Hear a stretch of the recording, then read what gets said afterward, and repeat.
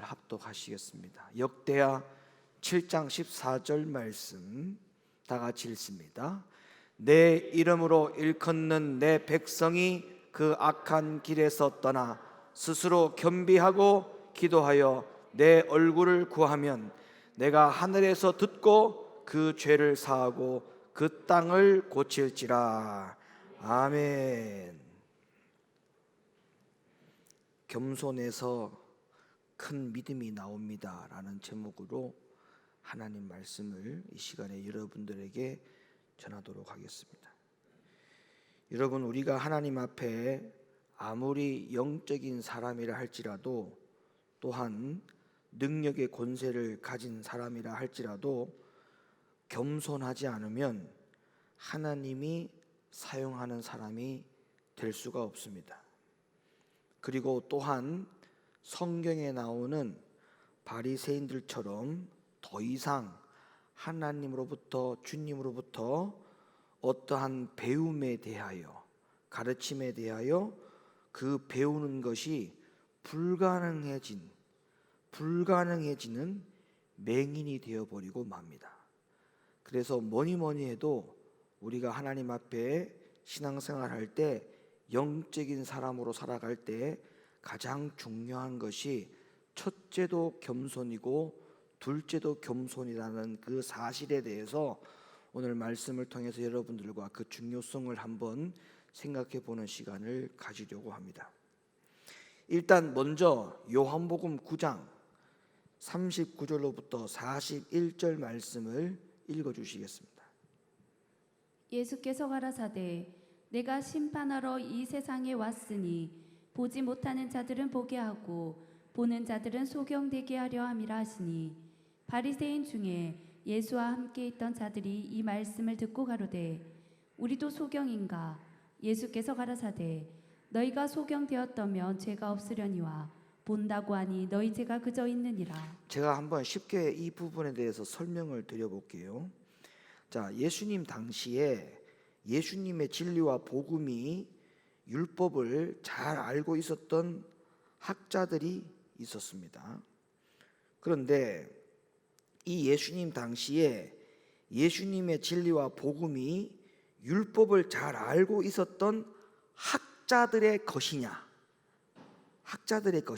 아니면 세리나 창기를 포함한 죄인들과 겸손한 자들의 것이냐, 우리가 이 부분을 한번 생각해 본다면, 그러면 예수님의 진리와 복음이 누구의 것이 될 수 있느냐라고 하는 그 생각을 우리가 해봐야 하는 겁니다.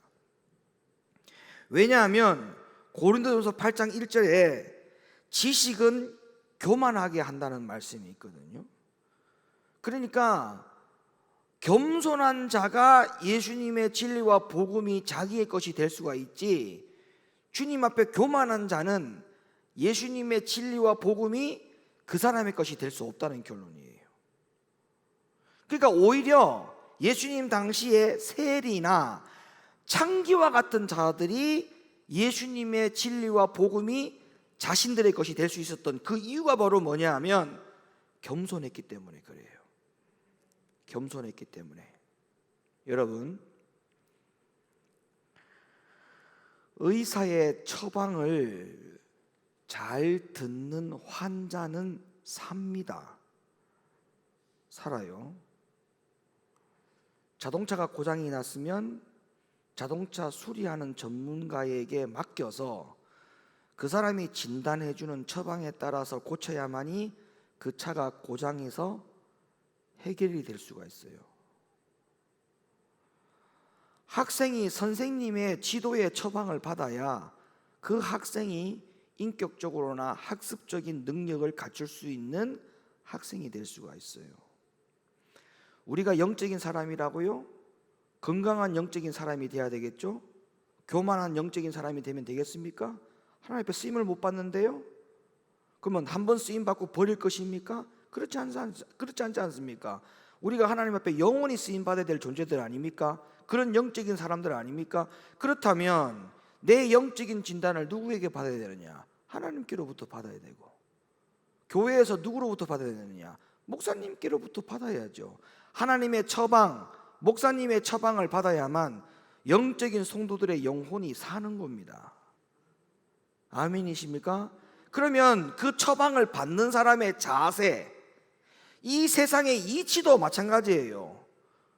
여러분, 환자가 의사보다 더 교만하면 그 환자 되겠습니까? 못 삽니다. 에이, 선생님 쓸데없는 하지 마요. 내 아는 사람은 그렇게 안 하고 이걸 먹고도 나았다는데요. 의사보다 교만한 환자는 못 살아요. 우리의 생각과 지식이 하나님보다, 목사님의보다 교만하면 우리의 영이 살 수가 없어요. 예수님 당시에 바리새인과 서기관들도 마찬가지예요. 왜 그들에게 야 너희들 참 맹인이구나 라고 말했던 이유가 바로 뭐예요? 그들은 겸손하지 않았다는 거예요. 교만했다는 거예요. 그래서 이 겸손의 가치라고 하는 것은 영적 신앙생활에서 굉장히 중요한 부분을 차지합니다. 그래서 예수님이 이렇게 말씀하셨어요. 마태복음 11장 25절 말씀. 그때 예수께서 대답하여 가라사대 천지의 주제이신 아버지여 이것을 지혜롭고 슬기 있는 자들에게는 숨기시고 어린 아이들에게는 나타내심을 감사하나이다. 사랑하는 성도 여러분, 오늘도 우리는 주님의 진리와 복음이 우리에게 생명이 되어야 됩니다. 하루하루를 살아도 주님으로부터 기쁨으로 사는 인생이 되려면 어떻게 해야 되느냐? 첫째도 겸손, 둘째도 겸손.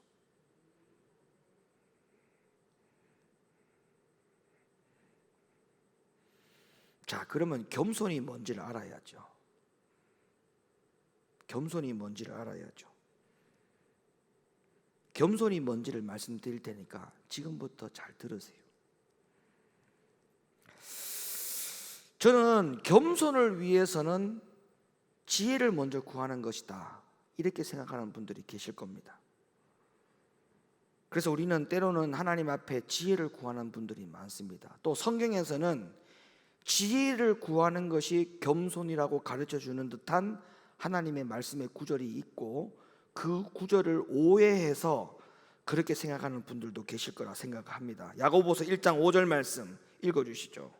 너희 중에 누구든지 지혜가 부족하거든 모든 사람에게 후히 주시고 꾸짖지 아니하시는 하나님께 구하라 그리하면 주시리라. 자, 지혜를 구한다고 지혜를 얻어지는 게 아니에요. 이 말씀에도 지혜를 구하라는 말씀이 분명히 있습니다. 그런데 이 말씀에 지혜를 구하라는 말씀이 아니라 우리가 이 말씀을 지금 오해하고 있는 거예요. 자, 이 말씀에서 지혜를 구하라고 하는 게 아니고, 자, 뭐를 지금 우리가 이 말씀에서 더 눈여겨봐야 될 말씀이 뭐냐 하면 꾸짖지 아니하시는 하나님께 구하라 했거든요.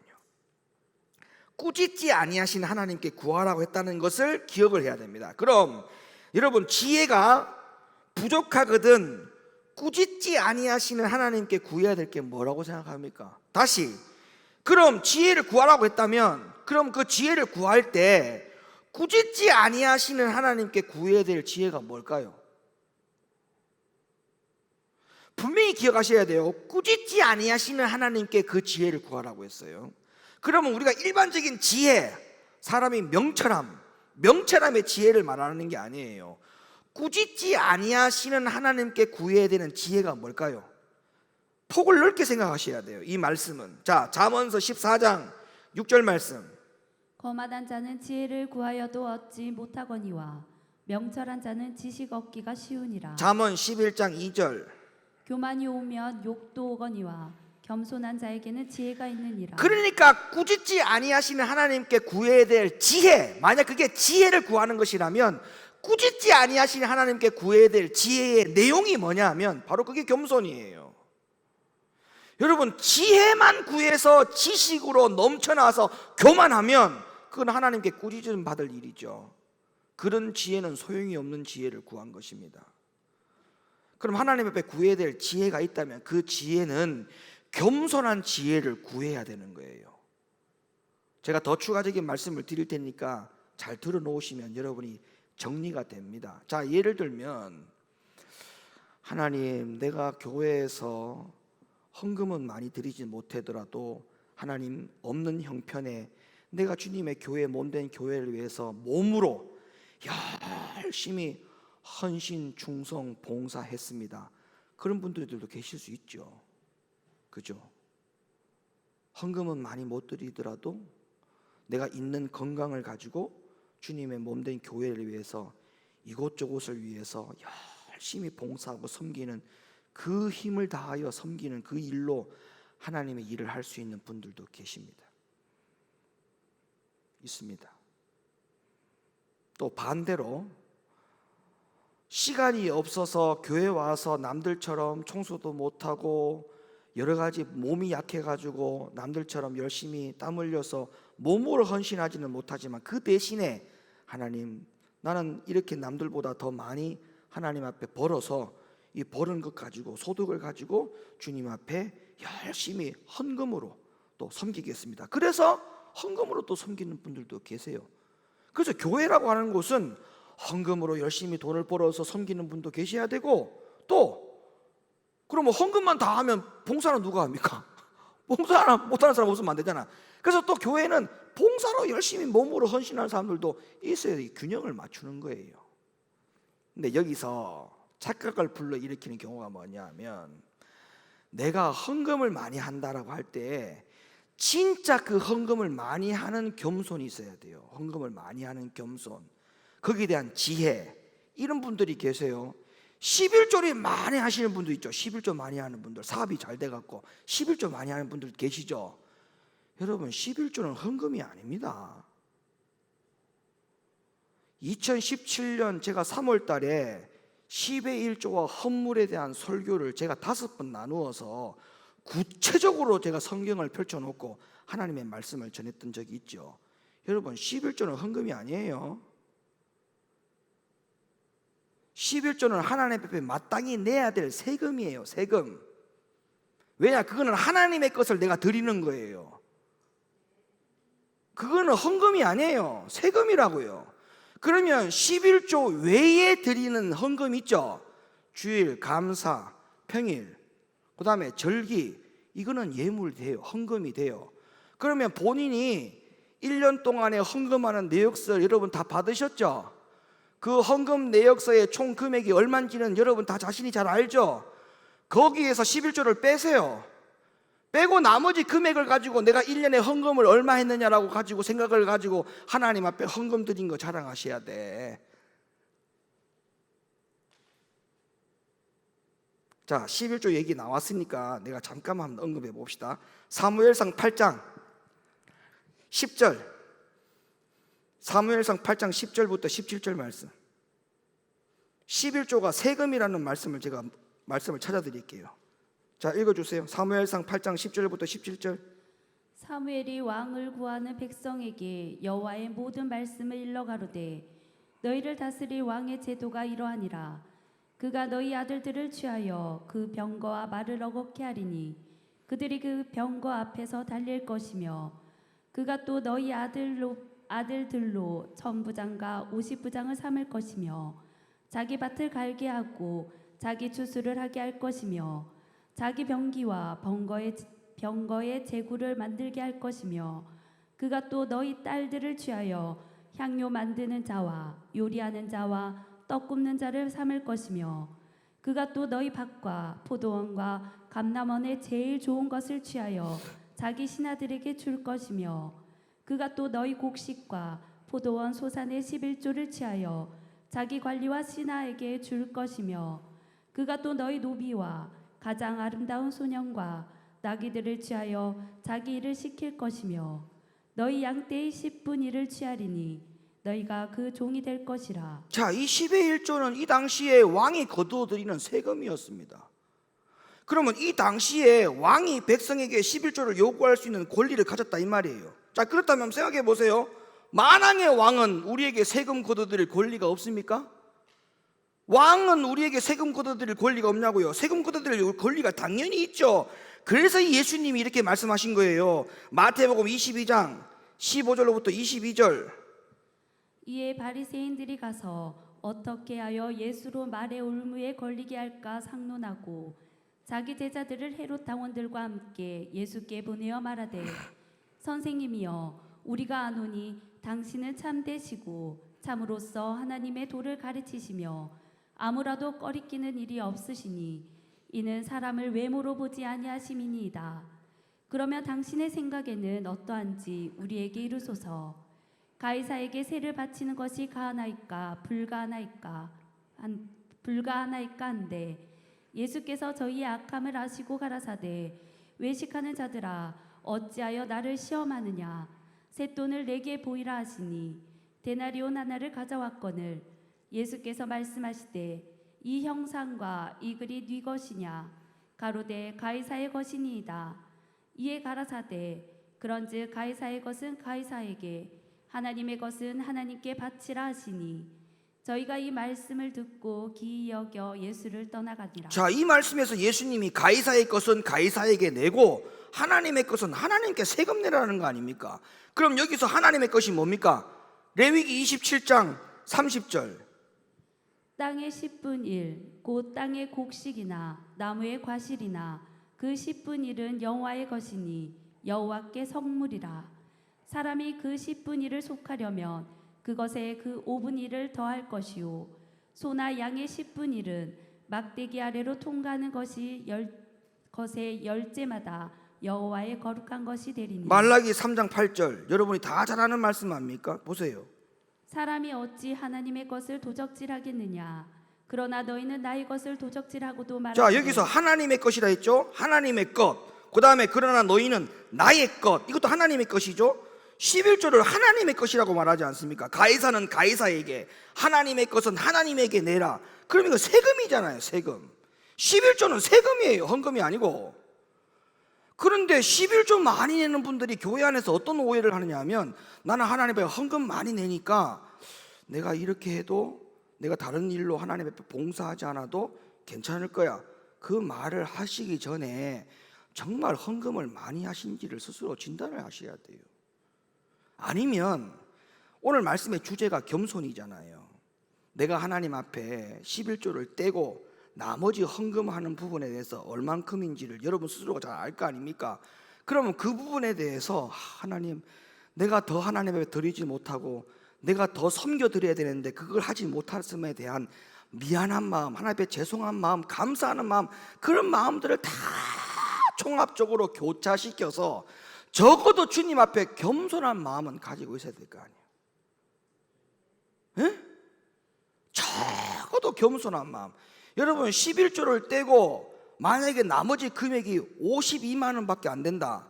그러면 여러분은 1년 내내 헌금은 일주일에 돈 많은 헌금한 거예요. 그게 헌금 많이 한 겁니까?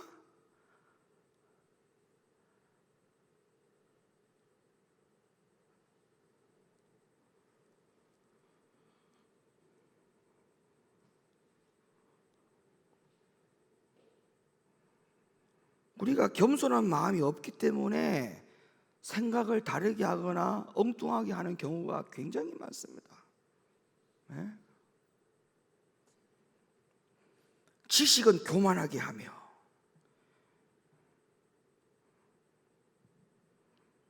하나님 꾸짖지 아니하시는 하나님께 구하라 했어요. 꾸짖지 아니하시는 하나님. 그럼 꾸짖지 아니하시는 하나님께 구해야 될 지혜라고 하는 거예요. 그러면 하나님께 꾸짖지 아니하시는 하나님께 구해야 될 지혜가 뭐냐? 그게 바로 겸손이에요. 겸손.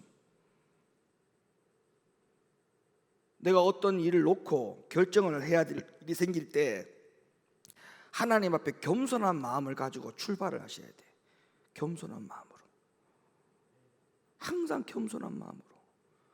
여러분, 우리가 건강하니까 이것도 할 수 있고 저것도 할 수 있는 거 아닙니까? 건강을 잃어버리면 하고 싶어도 못해요. 그러면 건강하지 못했던 나를 건강하게 해주셨다면 건강한 육체와 몸을 가지고 주를 위해서 헌신하고 봉사해야 되는 게 당연한 거 아닙니까? 근데 그걸 왜 못하십니까? 출발점이 어디서부터 잘못됐느냐? 겸손한 마음이 없는 거예요. 아니, 더 과거로 한번 돌아가 볼까요? 더 과거로 돌아가 보면 이 모든 땅과 이 모든 것들에 대해서 누구에게 주셨느냐? 모든 것을 누구에게 주셨느냐? 하나님이 우리에게 주신 거랬어요. 하나님이 우리에게. 예? 그러면 사실은 지금 내가 가지고 있는 것들이 내 게 아니고 다 누구 거라는 거예요. 하나님 거라는 거 아닙니까? 하나님의 것. 그러니까 우리가 하나님 앞에 물질 드리고 뭐 드리고 하는 것에 대해서 왜 솔직히 돈이 없는 게 아니고 믿음이 없는 거지요. 믿음이 없는 거지. 왜 못 드리느냐? 겸손한 마음이 없기 때문에 그런 거야. 겸손한 마음이. 이 모든 것이 본래는 내 것이 하나도 없었는데 하나님이 주신 것이다. 그런 겸손한 마음으로 출발해 보세요. 내가 원래 건강하지 못했는데 늘 병들어서 그냥 약 먹고 죽기 일부 직전인 그냥 병아리 눈 깜빡깜빡하는 그런 존재였는데 하나님 나를 이렇게 건강을 회복시켜 주셔가지고 참 감사하다. 그러면 이 건강한 몸을 가지고 주를 위해서 더 일을 할 수 있는 것에 대해서 감사함이 생겨야 되는데 감사함이 왜 생기지 못하느냐 이 말이에요. 왜? 겸손한 마음이 없어서 그래요. 겸손한 마음이.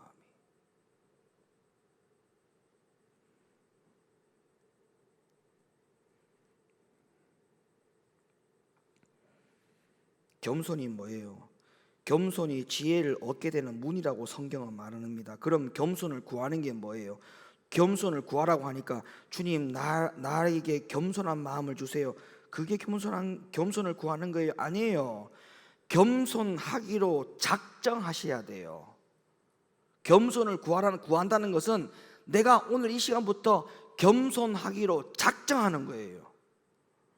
주님 앞에 말씀 앞에 내 자신이 한없이 낮아지고 겸손해지지 못하는 부분을 기도하고 법궤가 항상 이스라엘 백성들보다 앞서서 행하였는데 오늘날 나는 주님의 말씀을 나보다 앞세우지 않고 내 생각과 내 판단을 하나님의 말씀보다 더 앞장세워서 내가 그 말씀 뒤에 따라가는 게 아니라 말씀 앞에 내가 나아가고 있는 그 교만함에 대한 것들이 다 산산조각이 나야 하는 그런 겸손함을 위하여 스스로가 교회를 위해 자기 자신을 위해서 기도해야 되는 겁니다. 그런 겸손을 요구하는 거예요. 하나님 앞에 겸손하게 해주세요. 교만한 마음 없게 해주세요. 그게 겸손을 구하는 게 아니에요. 현재 실제적으로 내가 겸손하지 못하는 부분들, 그런 부분들이 다 산산조각이 나게 해달라고 하나님 앞에 기도하는 그 기도가 겸손을 위해서 구하는 기도가 되는 것입니다. 사랑하는 성도 여러분, 꼭 기억하시길 바랍니다. 우리가 하나님 앞에 겸손이 먼저 되어야 결국에는 칭찬받는 믿음이 나오고 지혜가 나오는 거예요. 따라합시다. 겸손한 마음이 되어야 칭찬받는 믿음이 나오고 겸손한 마음이 되어야 올바른 지혜가 나오는 것이다. 아멘이십니까? 올바른 지혜가 나와야 돼요. 올바른 지혜. 어떤 것을 판단할 때 그 판단이 결국에는 다 지혜의 힘 때문에 나오는 판단들이잖아요. 그러면 그 지혜로운 판단을 할 때에 겸손한 마음을 가지고 나오는 판단들은 다 지혜로운 판단이 되지만 겸손한 마음이 없이 지혜로운 것에 대해서는 하나님의 말씀보다 자기의 의가 먼저 나오고 자기 생각이 먼저 딱 나오기 때문에 그거는 지혜로움이 아니죠. 결국에는 하나님 앞에 꾸지람을 듣는 지혜가 되는 겁니다. 꾸지람을 듣는 지혜. 꾸짖지 아니하신 하나님께 지혜를 구하는 그 지혜를 구해야 되는데 꾸짖는 지혜를 구하고 있다 이 말이에요. 우리가 이해가 가세요? 그 말씀의 뜻이 무슨 뜻인지 맥락을 이해하십니까? 수연이 이해하니? 여러분, 솔로몬이 하나님 앞에 지혜를 구한 사건 여러분 다 잘 아시죠? 근데 여러분들이 생각할 때 솔로몬이 하나님 앞에 지혜를 구해가지고 그 아이를 어떻게 반으로 쪼갤 것이냐, 어떻게 할 거냐에 대한 아주 올바른 판단을 해주셨기 때문에 솔로몬이 지혜를 구했다고 해서 그 지혜가 그런 지혜인 줄 아는데 아닙니다. 성경을 바로 보세요. 제가 지금까지 드린 말씀의 맥락이 맞아요. 솔로몬이 그 일을 앞두고 하나님 앞에 구할 때 구한 것은 지혜를 구한 게 아니에요. 먼저 겸손을 구했어요. 겸손을. 결국 겸손을 구하니까 겸손의 믿음의 마음의 바탕 속에 나오는 지혜였으니까 그런 일들이 판단이 되었던 거예요. 자, 열왕기상 3장 5절로부터 10절 말씀. 기브온에서 밤에 여호와께서 솔로몬의 꿈에 나타나시니라. 하나님이 이르시되 내가 네게 무엇을 줄고 너는 구하라. 솔로몬이 가로되 주의 종 내 아비 다윗이 성실과 공의와 정직한 마음으로 주와 함께 주의 앞에서 행함으로 주께서 저에게 큰 은혜를 베푸셨고 주께서 또 저를 위하여 이 큰 은혜를 예비하시고 오늘날과 같이 저희 위에 앉을 아들을 저에게 주셨나이다. 나의 하나님 여호와여, 주께서 종으로 종의 아비 다윗을 대신하여 왕이 되게 하셨사오나 종은 작은 아이라. 자, 종은 작은 아이라. 이제 겸손을 구하는 거예요. 겸손을. 종은 작은 아이라. 솔로몬이 지금 하나님 앞에 구한 게 나는 작은 아이입니다. 이렇게 지금 겸손을 구한 거예요. 그 다음 말씀. 출입할 줄을 알지 못하고 주의 빼신 백성 가운데 있나이다. 저희는 큰 백성이라 수요가 많아서 셀 수도 없고 기록할 수도 없사오니 누가 주의 이 많은 백성을 재판할 수 있사오리이까. 지혜로운 마음을 종에게 주사 주의 백성을 재판하여 선악을 분별하게 하옵소서. 솔로몬이 이것을 구하매 그 말씀이 주의 마음에 맞은지라. 아멘. 제가 부사역자 생활을 이렇게 쭉 하면서 제일 참 말이 안 되고 어이가 없었던 일들이 뭐냐 하면, 교인들 중에 이제 연세 드신 분들이 차량 운행 해달라고 해서 이제 차량 운행 하잖아요. 그러면 그분들 중에 내가 제일 마음이 아픈 분들이 누구냐 하면, 연세가 드셔서 다리가 아파가지고 차량 운행 해주는 것은 너무나 할렐루야입니다. 그건 당연히 교회가 해야 될 일이에요. 그래서 그 연세 드신 분들 지팡이 짚고, 또 그 정도는 아니더라도 좀 본인이 스스로가 그냥 교회 차를 운행해 줘야만이 교회를 오는 분들이 있어. 근본적으로 그런 분들이 아예 계셔. 그래가지고 교회 차 운행이 안 되면 아예 교회를 나올 생각을 안 해요. 그래서 핑계를 어떻게 드리냐면, 오늘 교회 왜 안 나왔어요 했다면, 교회 차가 안 와서 오늘 못 나왔어요. 좋아, 그것도 내가 이해를 해. 근데 제일 기가 막힌 상황은 어떤 상황인지 압니까? 기다렸다가 한 5분 기다려, 차가 안 와, 들어가 버려. 그러면 본인이 5분 기다린 것 때문에, 차가 5분 늦게 온 것 때문에 교회 차를 못 타고 교회를 못 온 거예요. 아니면 본인이 좀 늦어가지고 교회 차가 왔는데 한 10분을 기다렸어. 근데도 안 나와. 그러면 다음 또 태울 사람들이 줄줄이 다, 여러분 앞에 10분 늦으면 그 다음에 10분 또 늦죠. 그 다음에 또 10분 늦죠. 그럼 저 뒤에 가는 사람은 30분 늦어. 그러면 이제 차량 운행하는 입장 속에서는 교인들 같은 경우는 솔직히 기다리는 게 정상적이게 되고, 차가 기다리게 하면 안 되거든 사실은, 운행을 할 때. 근데 이제 차가 예를 들어서 10분 기다렸으면 많이 기다린 거예요. 그 뒤에 사람은 얼마나 많이 느꼈어요. 근데 10분 늦어가지고 이제 출발했는데 나중에 또 전화가 오기를, 교회로 전화가 오기를, 왜 10분 더 이상 안 기다려주느냐고 또 기분 나빠서 교회를 안 나와. 뭐 5분 늦게 와서 기분 나빠서 교회 차 안 타고 안 나오고, 10분 늦었다고 해서 교회 차고 안 나와서 안 나와. 그러면 여기서 한번 생각해 봅시다. 지혜가 뭐예요? 지혜. 꾸짖지 아니하시는 하나님께 구해야 될 지혜가 뭐예요? 차가 지나갔어. 그러면 차가 안 왔어. 그러면 어떠니? 하나님께 구해야 될 지혜가 뭐예요? 그 순간에 택시라도 타고 와야지. 교회로 택시라도 타고 와야 되는 거 아닙니까? 전부 다 지식만 가득 차. 지식만. 교회 차가 와야 되고 기다려줘야 되고, 또 더 기가 막힌 거는요, 골목 안에까지 차를 들어가야 돼. 본인이 골목에서 차 도로가로 좀 걸어서 나오면 되잖아요. 그것도 안 하려고 그래. 자기 대문 앞에까지 차가 들어와 줘야 돼. 그럼 차가 뒷바꾸 해가지고 그 좁은 도로를 들어가야 돼. 그렇게 해가지고 문 열어가지고 차를 태워갖고 교회를 오시려고 하는 분들도 계셔.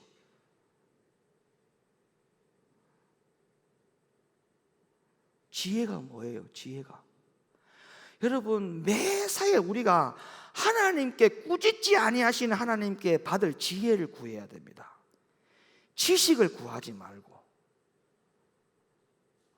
지식이 넘쳐나니까 무조건 교회 차는 와야 돼. 본인이 기다려줘야 돼. 타고 가야 돼.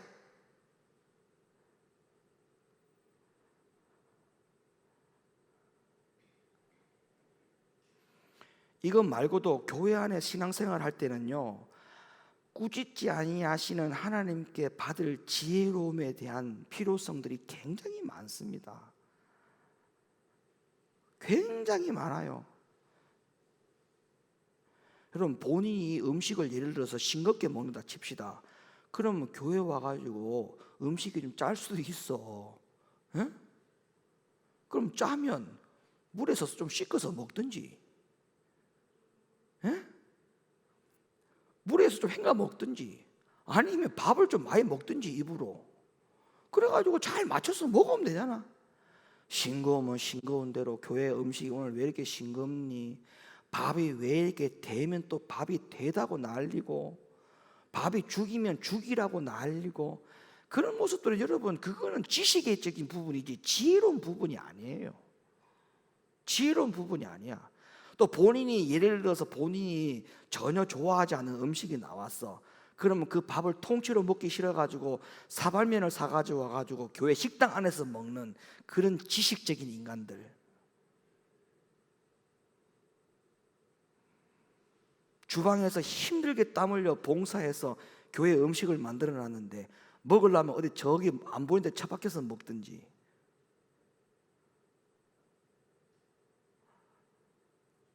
꾸짖지 아니하시는 하나님께 구해야 될 지혜들이 얼마나 많은 줄 압니까? 교회 안에, 매사에.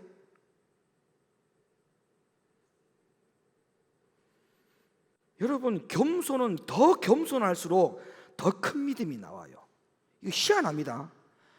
겸손이 100%짜리 겸손이 나오면 믿음도 100%의 큰 믿음이 나와. 겸손이 한 50% 절반 정도의 겸손이면 믿음도 절반 정도의 믿음이 나와. 완전히 겸손이 성숙해질수록요, 믿음이 굉장히 성숙해져요. 이게 성경의 원리입니다. 원리. 여러분 가보세요. 환자가 죽을 것 같아가지고 병원에 갔어. 근데 의사가 어떤 이야기를 할 때 그냥 순수하게 의사가 나를 살려준다는 생각과 믿음을 가지고 철저하게 처방해 준 대로 처방을 받으면 살아. 근데 본인이 거기 좀 뭐 지식을 안다고 의사 시켜준 대로 안 하고 막 자기 멋대로 해버리면 오래 가는 거야. 계속 오래 가는 거야. 교회에서도 마찬가지예요. 목사님의 영적인 처방을 받으셔야 돼요. 안 받으면 오래 갑니다. 영적 상태가 오래 가요. 오래 가.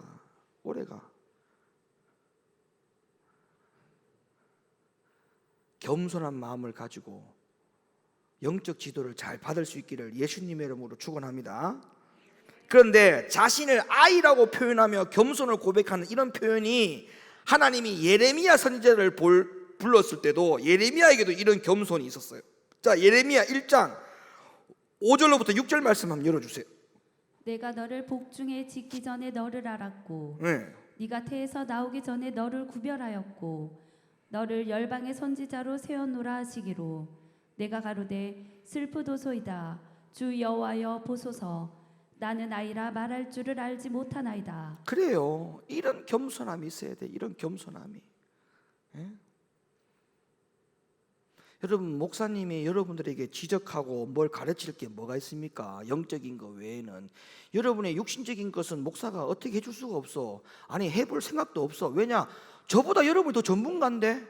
아니, 내가 예를 들어서 유영하 권사님한테 미용실 가가지고 뭐 권사님 빠마를 왜 있다고 해요? 염색을 뭐 있다고 합니까? 그게 말이 된다고 생각합니까, 여러분? 목사가 빠마 빠자도 모르고 염색 염자도 모르는 목사님이 그 미용실 가가지고 권사님이 머리 염색 있다고 하냐고. 여러분, 그 지적하면 되겠어요? 안 돼요. 모른다니까. 목사가 여러분의 육신적인 부분에 대해서는 아무것도 이야기할 생각도 없고 이야기해서도 안 돼. 그럼 목사가 뭐 여러분 볼 때마다 뭐 이야기합니까? 뭐 이야기합니까? 영적 이야기합니다. 반대로 여러분이 목사님한테 와가 영적 이야기하면 되겠어요? 이 웃기는 상황 아닙니까? 아니, 눈만 뜨면 하는 게 말씀 보고 기도하는 거고 성령의 음성을 듣는 목사에게 와서 자기의 영적인 부분에 대해서 어떤 교만함을 가지고 겸손함이 없이 그렇게 달라들면 되겠어요? 목사님의 영적인 지도를 안 받으려면 되겠어요? 안 되는 거예요.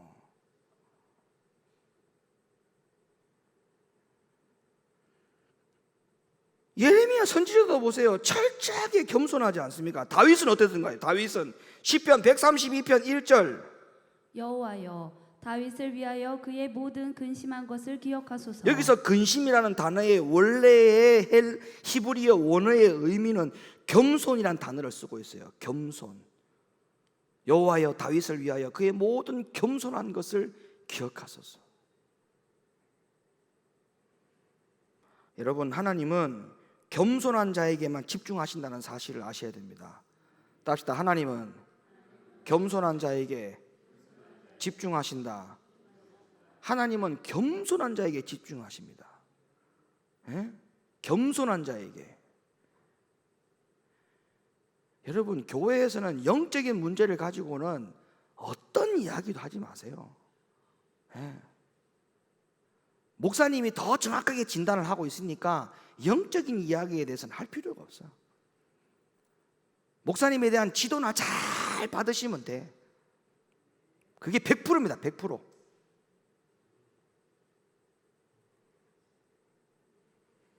하나님이 겸손한 사람에게 왜 집중하시는지를 성경을 볼까요? 야고보 4장 6절. 그러나 더욱 큰 은혜를 주시나니 그러므로 일렀으되 하나님이 교만한 자를 물리치시고 겸손한 자에게 은혜를 주신다 하였느니라. 베드로 전서 5장 5절. 젊은 자들아 이와 같이 장로들에게 순복하고 다 서로 겸손으로 허리를 동이라. 하나님이 교만한 자를 대적하시되 겸손한 자들에게는 은혜를 주시느니라. 마태복음 5장 3절. 심령이 가난한 자는 복이 있나니 천국이 저희 것임이요. 누가복음 6장 20절. 예수께서 눈을 들어 제자들을 보시고 가라사대 가난한 자는 복이 있나니 하나님의 나라가 너희 것임이요. 아멘. 모든 겸손을 통틀어서 이야기하잖아요. 겸손. 겸손.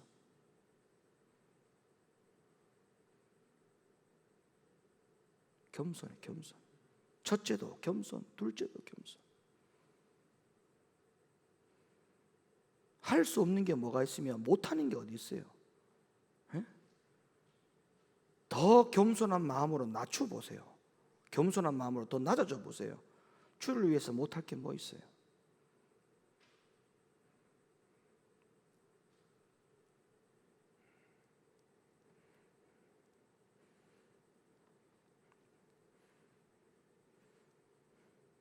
겸손해서 뭐가 나온다고요? 믿음이 나온다.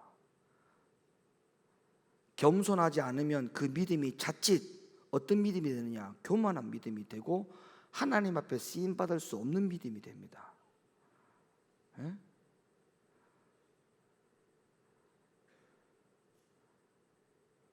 저는 우리 교회 성도들이 그런 믿음을 가진 자가 한 명도 없으리라고 생각하고 앞으로도 그런 믿음을 가진 자면 안 됩니다. 특히 교회 앞에 교회 안에서 항종직으로 쓰임을 받으시는 분들은 철저하게 더 겸손해야 돼요. 하나님의 말씀 앞에나 목사님의 말씀 앞에 무조건 낮아져야 돼요. 그렇게 하지 않으면 항종직이 될 수 없습니다. 자격이 없어요. 자기를 위해서 항종직이 된 겁니까? 하나님을 위해서 항종직이 된 겁니까? 성경을 보세요. 하나님이 세웠어요? 하나님이 안 세우잖아요. 항종직은 장로를, 권사나 집사를 세울 때는 목사가 머리 위에 손을 얹고 기도해 주지 않습니까? 목사가 세우는 것이지 하나님이 세우는 게 아니에요. 근데 세움을 받고 나서 태도가 어떻게 바뀌어져요? 본인이 하나님과 단판지를 하잖아요. 그게 바로 교만이에요. 교만. 아니, 안수를 목사한테 받아놓고 목사를 제외시키고 하나님하고 단판로 1대1로 한다고요? 그런 말도 안 되는 교만함이 어디 있어요? 예? 집사분들 이상 손들어 봐요. 자기가 집사 이상 손들어 봐요. 직분자들. 아니, 직분 이상 손들어 보라고요. 저 집사 아니야? 집사 이상. 여러분들이 하나님이 세웠어요? 목사님이 세웠어요? 교회에서 세움 받았어요? 하나님께서 직접 세웠어요? 다 교회에서 세움 안 받았어요? 맞죠? 목사가 세운 겁니다. 하나님이 세운 게 아니고. 그럼 목사가 교회에서 왜 세웠습니까? 필요한 부분이 있기니까 세우는 거 아니에요. 첫째도 겸손, 둘째도 겸손. 철저하게 겸손. 육신적인 것에 대해서는 여러분이 지금 잘하고 계시니까 교회에서 그 부분을 언급할 이야기가 할 게 없어요. 단지 영적 생활, 믿음 생활, 하나님 나라 가기까지 우리가 어떻게 해야 되는지에 대한 이야기, 그 이야기는 목사가 할 수 있는 하나님께로부터 부여받은 영적인 권위입니다. 권위. 오늘 말씀 다른 거 기억 안 해도 좋아요. 딱 하나만 기억하세요. 겸손한 만큼 믿음의 본질이 더 빛이 납니다. 그거 하나만 기억하고 가세요. 얼만큼 겸손하냐에 따라서 얼만큼 순수한 믿음이 나오느냐 비례합니다. 비례. 교만하면 믿음이 더 엉망진창이 돼요. 그건 하나님께 진가를 발휘할 수 없는 믿음이 돼요. 근데 겸손해지면 겸손해질수록 믿음이 더 보배스러운 믿음이 막 나와. 보배 같은 믿음이 나오는 이유는 보배가 겸손하기 때문에 그런 거예요.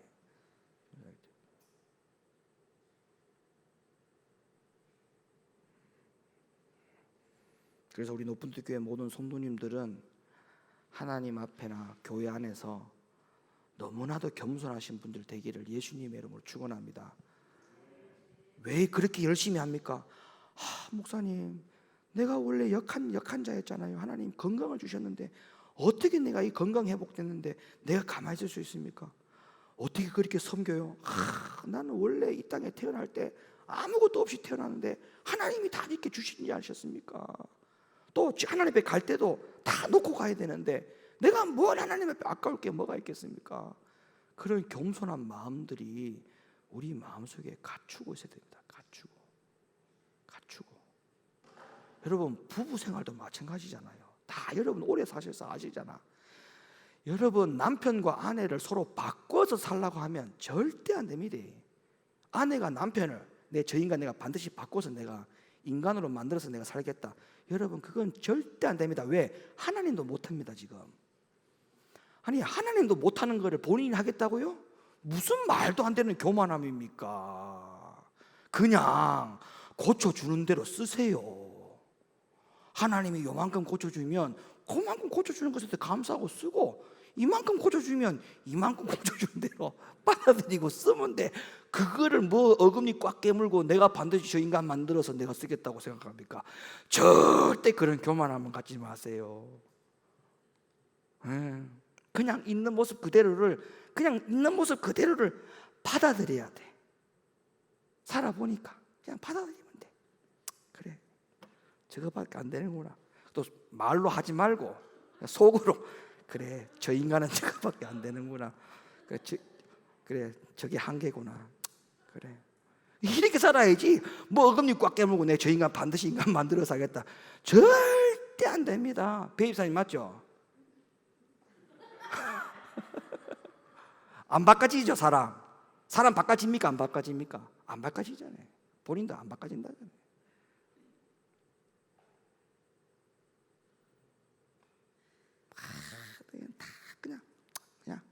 그냥 겸손한 마음, 그냥 다 내려놔. 제발 지식이 가득 찬 교인들 되지 말고 꾸짖지 아니하시는 하나님께 꾸지람을 받지 않는 지혜로 충만한 그런 성도들이 되시기를 예수님의 이름으로 축원합니다. 기도합니다. 거룩하신 아버지 하나님 고맙습니다.